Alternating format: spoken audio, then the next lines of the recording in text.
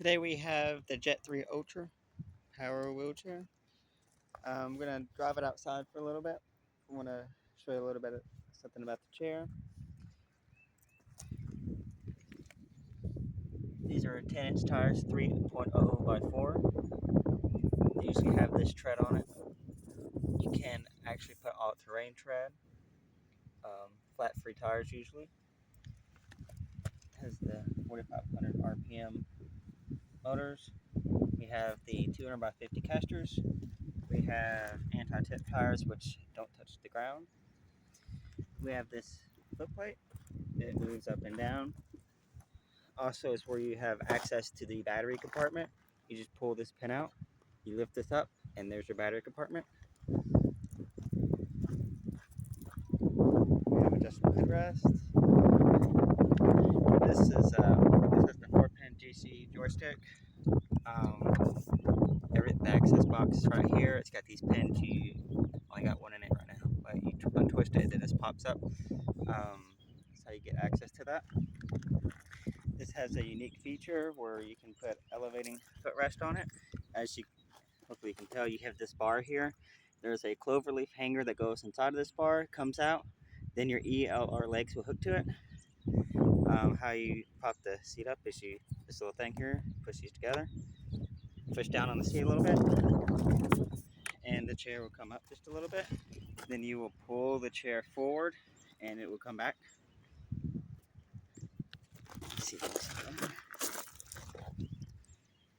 and if your chair does not have these bars on it, you can order these, and they attach under here into this bar, and you just loosen this back bar, and you tighten it back and it would hold it.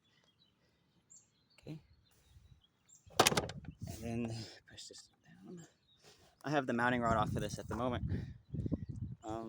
This comes with certain joysticks. This one's got the 4-pin joystick. This one is the D51157.03. You got the speed dial GC joysticks.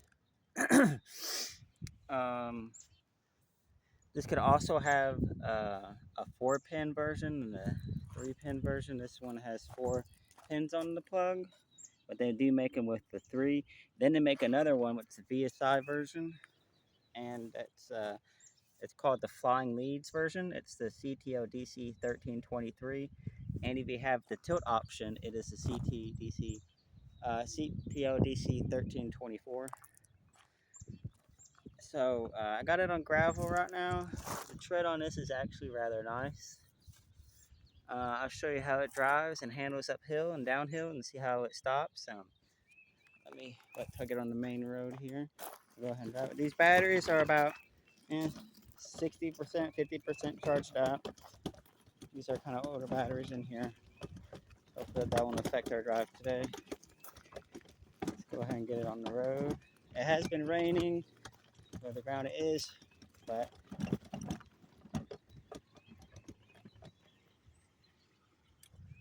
okay.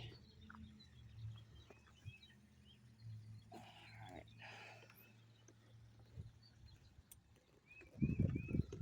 There we go.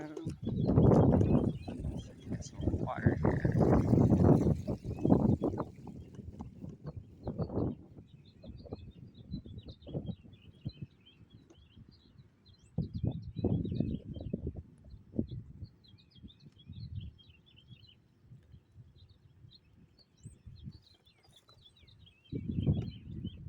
This chair must be set slow.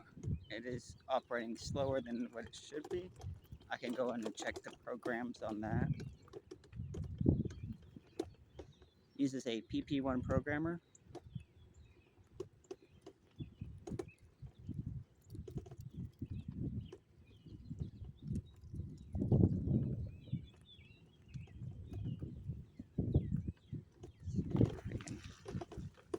Pull up this. This is a steep incline.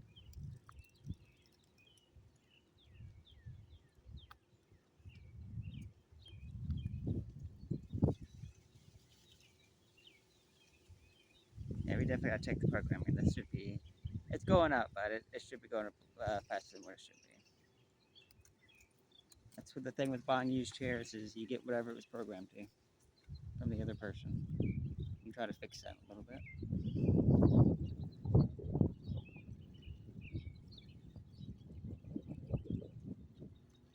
Okay.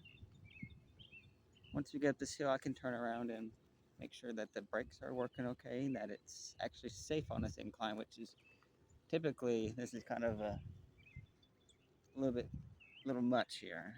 So I'm at full speed right now, and I'm gonna let go of the joystick when I get to the worst part and see if it can actually hold the chair without continuous sliding. I stop it about right here. Let's see. It did tip. You see that tip? So those anti-tip wheels did help me from going forward. It does tip rather a lot on this incline. A little bit more than kind of what I feel comfortable with. I mean, it does from the distance to here, so that's about 2 fingers.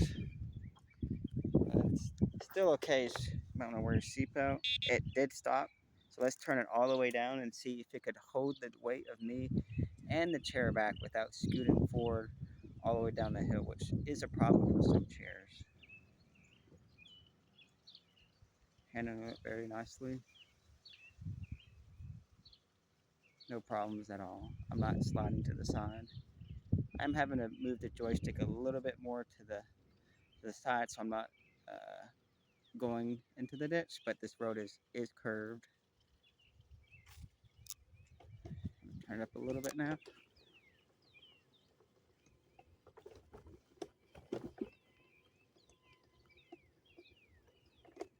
Go up the driveway.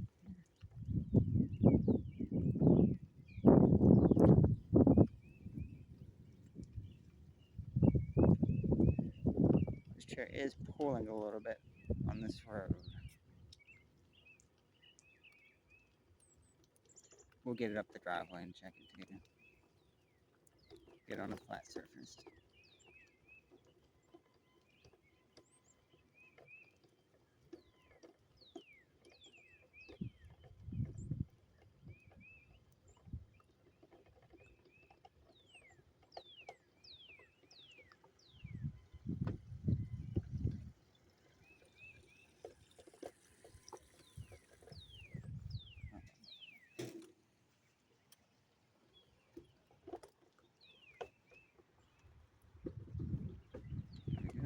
It does go over gravel decently.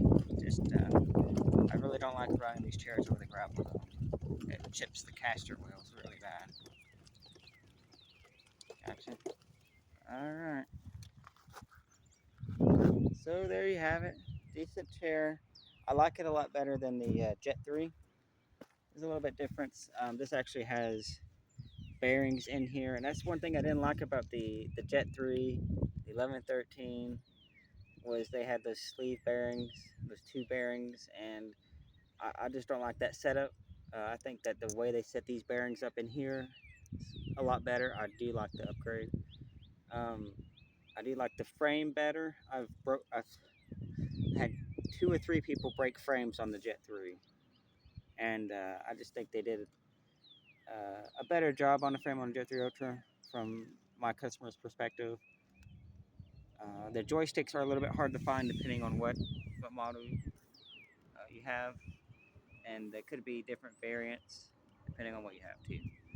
So that's pretty much the Jet 3 Ultra. Hope you enjoyed it.